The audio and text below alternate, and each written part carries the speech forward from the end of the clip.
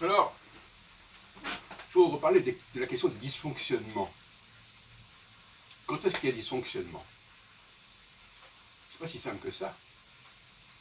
On peut très bien dire il n'y a pas de dysfonctionnement d'un côté, et quelqu'un d'autre va dire il y a dysfonctionnement. Donc la notion de dysfonctionnement, elle ne saute pas aux yeux, elle n'est pas évidente. Tout dépend des grilles que nous utilisons.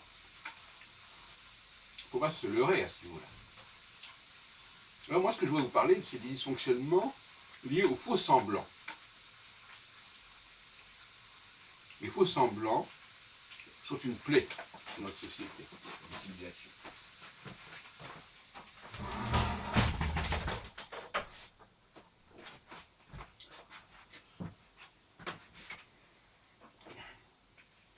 C'est comme par exemple dans une construction. Si l'on observe que les matériaux ne sont pas valables, ne sont pas les meilleurs, ce sont des matériaux qui ne sont pas durables, etc., etc., je dirais que cette maison comporte un dysfonctionnement. Même si, sur le moment, ça n'apparaît pas.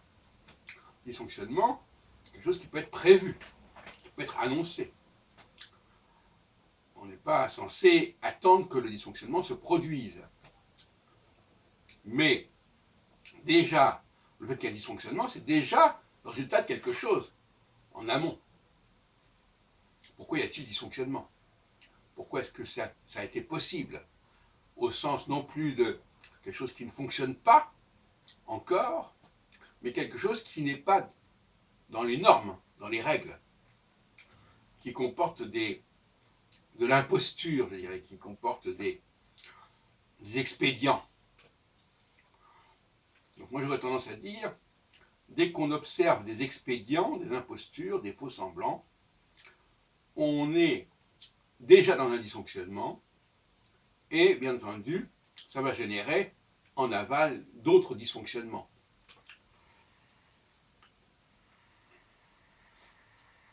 L'erreur est un dysfonctionnement et génère du dysfonctionnement. Donc vous voyez ce que je veux dire, c'est que le dysfonctionnement crée du dysfonctionnement. Il faudrait donc distinguer les deux types de dysfonctionnement, ceux qui sont en amont, ceux qui sont en aval. Ceux qui sont en amont ne peuvent être repérés que par des gens qui ont un certain sens de l'observation, qui constatent que le matériau n'est pas le bon, que les gens qui sont en charge ne sont pas les bons, etc.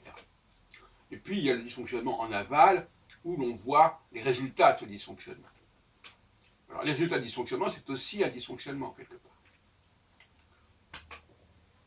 Donc, une des causes principales du dysfonctionnement, c'est la machine.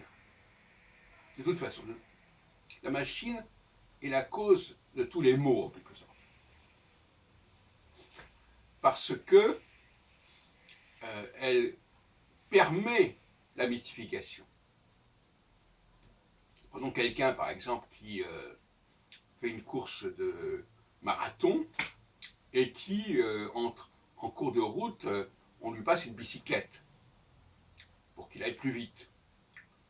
Donc ça crée du dysfonctionnement.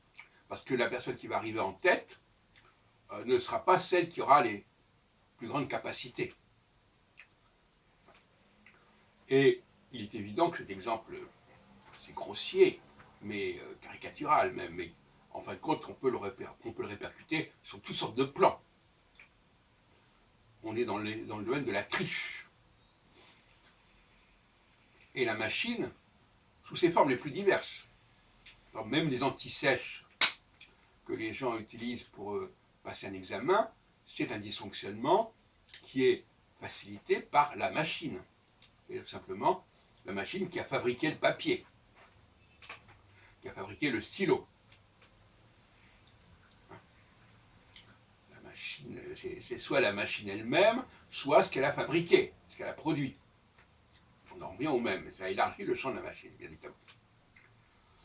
Donc la chasse au dysfonctionnement, c'est relever et dénoncer toutes ces impostures, un matériau médiocre à la place d'un bon matériau, etc., etc. Et au niveau de la cuisine, c'est pareil. Enfin, à partir de quel moment y a-t-il un dysfonctionnement dans le domaine de la cuisine, dans le domaine de la nourriture? Quand on mange des produits qui ne sont pas réellement ce que l'on croit, qui remplacent les vrais produits. Parce que quelque part, le dysfonctionnement, ça crée du faux. Ça crée de l'erreur, du faux. Un faux produit, alors j'en ai parlé déjà, j'ai dénoncé l'ensemble de plats culinaires régionaux, traditionnels, qui sont quand même des impostures. Parce que on a une forme de façade, de quelque chose qui est par-dessus, et qui cache ce qui est en dessous, et ce qui est derrière, ce qui n'est pas de la même qualité, etc. etc.